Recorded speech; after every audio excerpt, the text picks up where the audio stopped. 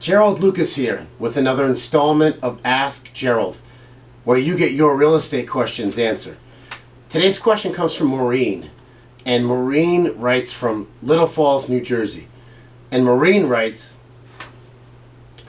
"We've been looking for a home for a while. Prices are high, so we can't qualify for a mortgage in many of the places we want to move. I found some houses for sale that may be within our buying range, but some of them are in a flood zone, I think. Is that okay?" Well, Maureen, you should thoroughly research any home's risk of flooding before you buy.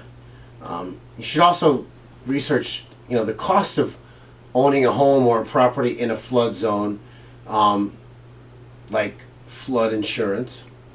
And there are tools that you can and should use, like floodsmart.gov, where you can check the FEMA maps for a specific address. And again, you really should do that before you buy a home. Now, if you buy a home in a flood zone, your home insurance costs are likely to be higher, in addition to the separate mandatory flood insurance that you'll have to pay. Another thing to be mindful of is that a history of flooding or flood insurance claims will often make it more difficult to sell a home or a property down the road.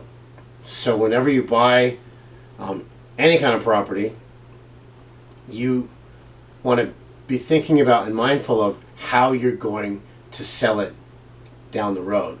And if there's already a history of flooding or flooding claims, that may certainly get worse over time, particularly with climate change.